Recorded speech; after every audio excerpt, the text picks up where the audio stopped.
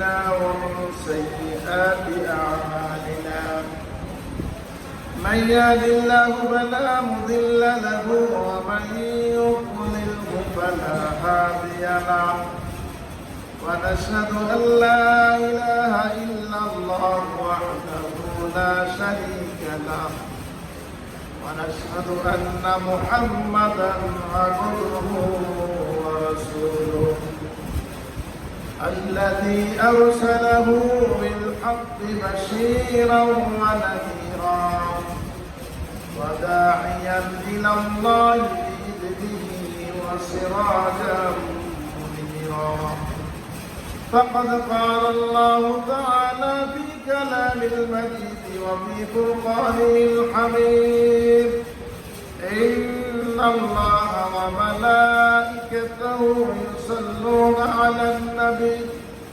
يا أيها الذين آمنوا صلوا عليه وسلموا تسليما اللهم صل على محمد وعلى آل محمد كما صليت على إبراهيم وعلى آل إبراهيم إنك حميد مجيد اللهم بارك على محمد وعلى آل محمد كما باركت على إبراهيم وعلى آل إبراهيم إنك حميد مجيد আল্লাহ তাবারক তাআলার দরবারে লাখ কোটি শুকর আদায় করছি যে রব্বুল আলামিন আমাদেরকে প্রতি জুমার মতো আজকের জুমাতেও যথার সময় মসজিদে আসার বসার তৌফিক দিয়েছেন সেজন্য সকলে করছি আলহামদুলিল্লাহ। প্রিয় ভাই বন্ধুগণ, আল্লাহ পাক রব্বুল আলামিন আমাদের প্রতি অসংখ্য অগণিত নিয়ামত দান করেছেন। এই নিয়ামতগুলোর মধ্যে আমরা কোনোটি চেয়েছি আর কোনোটি চাই নাই, চাওয়া ছাড়াও পেয়েছি, চাওয়ার পরেও পেয়েছি। এমন অসংখ্য অগণিত নিয়ামতের জন্য আমরা সকলে কালিমাতুর শুকর করছি আলহামদুলিল্লাহ। বর্তমান আরবি মাস চলছে রবিউল আউয়াল। রবিউল আউয়ালের আজকে দ্বিতীয় জুমা। তো রবিউল আউয়াল আসলে মুসলিম সমাজে, বিশেষ করে বাংলাদেশে, ভারত উপমহাদেশে নবীজির জন্য আমাদের দরদ খানিকটা বেড়ে যায়। আসলে নবীজির জন্য দরদ খানিকটা বাড়ার কোনো প্রয়োজন নাই। নবীজির জন্য দরদ সবসময় অন্তরের মধ্যে অত্যন্ত মজবুতভাবে শক্তভাবে ধারণ করাই মুসলমানদের দায়িত্ব, মুসলমানদের কর্তব্য, ইমানের একটা শর্ত। আল্লাহ পাক রব্বুল আলামিন আমাদেরকে ইমানের এই শর্তটি পূরণ করার তৌফিক দান করুন সবাই মিলে আল্লাহুম্মা আমিন। আমি আজকে ছোট্ট একটি আয়াতের কিছু অংশ অনুবাদ করব এবং এই আয়াতের আলোকে কিছু আলোচনা করব। এই আয়াত আল্লাহ পাক রব্বুল আলামিন রাসূল সাল্লাল্লাহু আলাইহি ওয়াসাল্লাম সম্পর্কে বলেছেন, বিসমিল্লাহির রহমানির রহিম, লাকাদ কানা লাকুম ফি রাসূলিল্লাহি উসওয়াতুন হাসানাহ সাদাকাল্লাহুল আযীম। আয়াতটা একটু বড় আছে, আমি বাকি দ্বিতীয় অংশ পড়লাম না, এই জন্য এই অংশটুকু গ্রহণ করেছি। এই অংশ অনুবাদ করে এর আলোকে আলোচনা করাও আজকের এই সংক্ষিপ্ত সময়ের মধ্যে সম্ভব হয় না, যে কারণে আমি বাকি অংশটুকু তেলাওয়াত করলাম আরেকদিন ইনশাআল্লাহ। নবী করিম সাল্লাল্লাহু আলাইহি ওয়াসাল্লামকে পৃথিবীতে কেন পাঠিয়েছেন গত জুমার আলোচনাতে গিয়েছে। রাসূল আকরাম সাল্লাল্লাহু আলাইহি ওয়াসাল্লাম আমাদের জন্য উত্তমতম আদর্শ। সুবহানাল্লাহ, সুবহানাল্লাহ, একটু আওয়াজ দিবেন। রাসূল সাল্লাল্লাহু আলাইহি ওয়াসাল্লাম আমাদের জন্য উত্তমতম আদর্শ। এখন আদর্শ বলে কাকে? উসওয়াতুন হাসানাহ। আরবিতে বলছে লাকাদ কানা লাকুম ফি রাসূলিল্লাহি, আল্লাহর রাসূলের মধ্যে তোমাদের জন্য রয়েছে উসওয়াতুন হাসানাহ। সুবহানাল্লাহ, সুবহানাল্লাহ। উসওয়াতুন হাসানাহ কাকে বলে? বাংলাতে আমরা এটার অনুবাদ করছি উত্তম আদর্শ। সর্বোত্তম আদর্শ। এখন আদর্শ কাকে বলে এটা আগে একটু বলি। আদর্শ বলা হয় যাহাকে অনুসরণ করা যায়, যাহাকে অনুসরণ করলে কল্যাণ পাওয়া যায়, মঙ্গল পাওয়া যায়, মুক্তি পাওয়া যায়, নাজাত পাওয়া যায়, ভালো হয়, নিজের জীবনের কি হয়, ভালো হয়, এটাকে বলে আদর্শ। এই আদর্শের সাথে যখন উত্তম শব্দটা ব্যবহার করা হয়, ইংরেজিতে বলে সুপারিটিভ ডিগ্রি। আদর্শ এমনিই তো ভালো, সোনায় সোহাগা, সোনা তো এমনি ভালো, এটার মধ্যে আরো দিয়েছে কি সোহাগা, নূরুন আলা নূর, ভালোর উপরে ভালো। আল্লাহ পাক রব্বুল আলামিন রাসূল আকরাম সাল্লাল্লাহু আলাইহি সাল্লাম সম্পর্কে বলেন, লাকাদ কানা লাকুম ফি রাসূলিল্লাহি উসওয়াতুন হাসানাহ।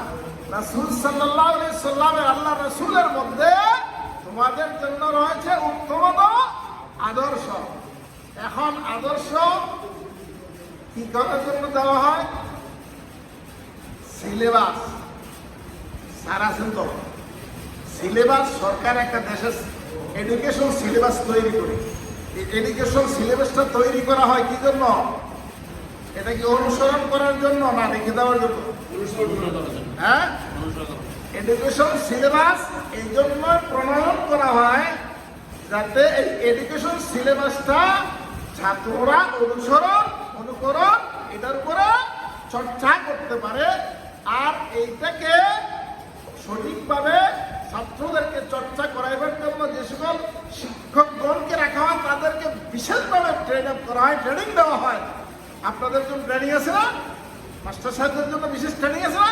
ট্রেনিং আছে, যাতে করে এই সিলেবাসটাকে সুন্দরভাবে ছাত্রদের মধ্যে হৃদয়ঙ্গম করাতে পারে। এই জন্য শিক্ষকদের জন্য ট্রেনিং এর ব্যবস্থা আছে।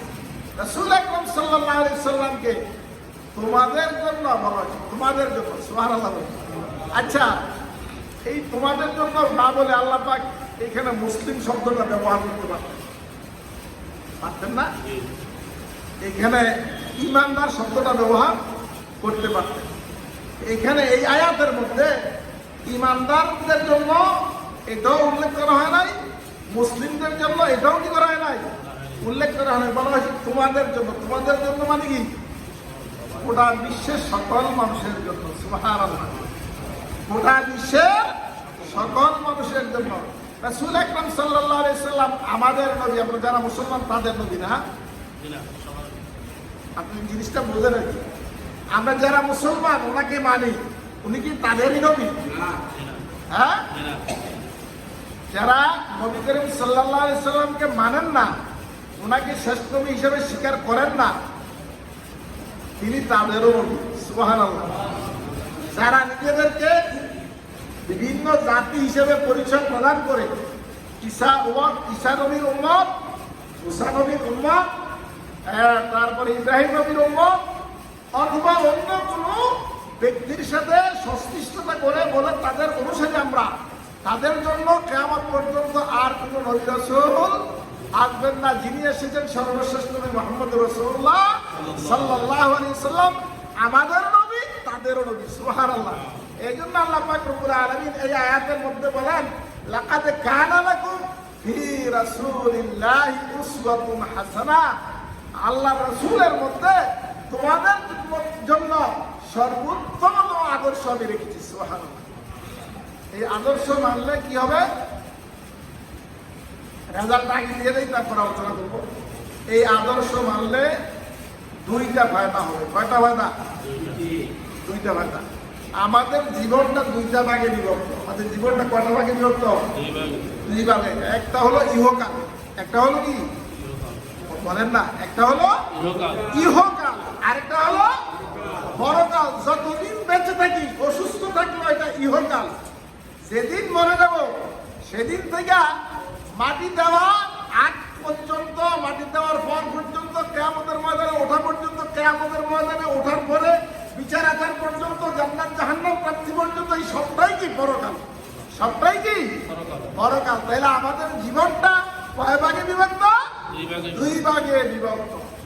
রাসূল আকরাম সাল্লাল্লাহু আলাইহি সাল্লামকে আমাদের জন্য উত্তমতম আদর্শ বলে পাঠানো হয়েছে এই জন্য যে এটা আমাদের জন্য ইহকালও কল্যাণ, ইহকালও মুক্তি, ইহকালও মঙ্গল, পরকালও আমাদের জন্য নাজাত। সুবহানাল্লাহ। তাহলে আমাদের জন্য ইহকালও মুক্তি, পরকালও মুক্তি, ইহকালও কল্যাণ, পরকালও কল্যাণ, ইহকালও শান্তি, পরকালও শান্তি যদি রাসূল সাল্লাল্লাহু আলাইহি সাল্লামের আদর্শকে মানা হয়। সুবহানাল্লাহ। যদি রাসূল আকরাম সাল্লাল্লাহু আলাইহি সাল্লামের আদর্শকে কি করা হয়? মানা হয়। আর যদি রাসূল আকরাম সাল্লাল্লাহু আলাইহি সাল্লামের আদর্শকে মানা না হয়, ইহকালও ক্ষতিগ্রস্ততা, পরকালও ক্ষতিগ্রস্ততা, ইহকালও অশান্তি, পরকালে অশান্তি। বেহাদিন হইলে মাফ করবেন, ওনার চেয়ে নিচ্ছি আগে। আপনারা ইতিহাস যেটুকু পড়েছেন,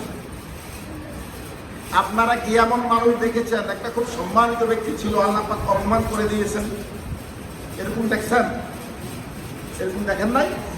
বহু মানুষ সম্মানিত ছিল কিন্তু আল্লাহ পাক অপমান করে দিয়েছেন, এরকম মানুষ দেখেন নাই? আমি দেখাই দিই। 2024 সালের 5 আগস্ট পর্যন্ত বাংলাদেশের প্রধানমন্ত্রী কে ছিল? আর গায়ে লাগলে দয়া করে মাফ করে দেবেন, আগে বলছি। আমি রাজনীতি করছি না, আমি আল্লাহর নিদর্শনটা, আল্লাহর ক্ষমতাটা, আল্লাহর হুকুমটা দেখাইবার জন্য আপনাদেরকে এই জবাব দিচ্ছি। 2024 সালের 5 আগস্ট পর্যন্ত প্রধানমন্ত্রী ছিল শেখ হাসিনা। সম্মান ছিল না, মর্যাদা ছিল না, ভালো ভালো খাদ্য ছিল না, নিরাপত্তার ব্যবস্থা ছিল না, সবই তো ছিল। যদি মনে করেন তখনকার উনি ঘোষণা করতেন কুমিল্লা জেলার ব্রাহ্মণপাড়া থানার চাল্লা গ্রামের ধলগ্রামে মসজিদে আসবেন শুক্রবারের দিন, তাহলে আপনারা ধলগ্রামের মানুষ বাড়িতে থাকতেন না, এখানে এসে উঠতেন। হ্যাঁ, শুধু বড়রা না ছোটরাও? আচ্ছা, ব্রাহ্মণপাড়া থানার পুলিশগুলো কি ব্রাহ্মণপাড়া থাকলে এখানে বললে, এখানে বললে কুমিল্লার ডিসি সাহেব এখানে এসে বললো, এসপি সাহেব এখানে এসে বললো, আরো কত বিষয় বলে। এটা একটা সম্মানের নিদর্শন না?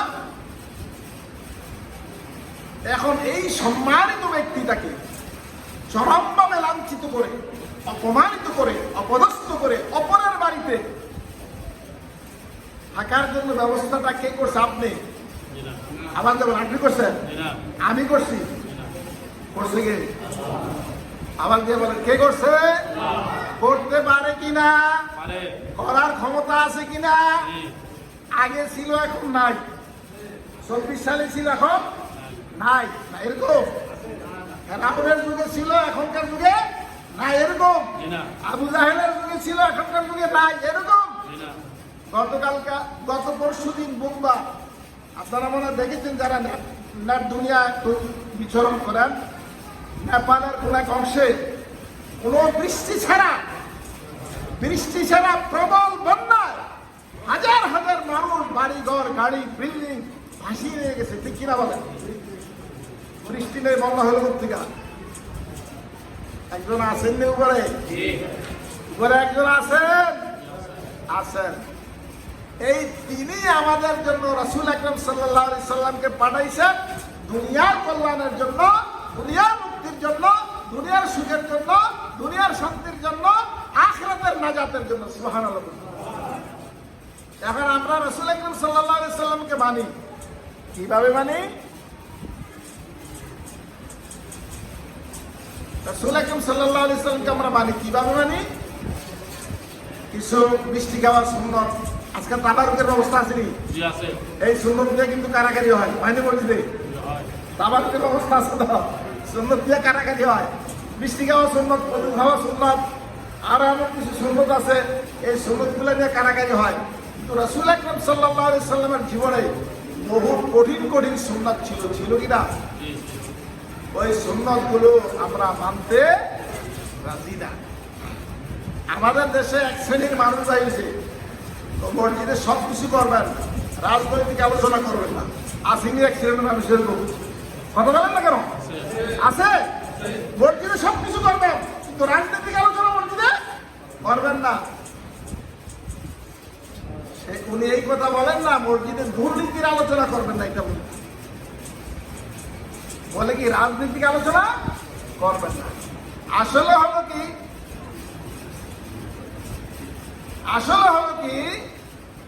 রাজনীতি বলতে যেটা বোঝায় রাজাদি রাজ, আল্লাহুম্মা মালিকাল মুলক কাটায়,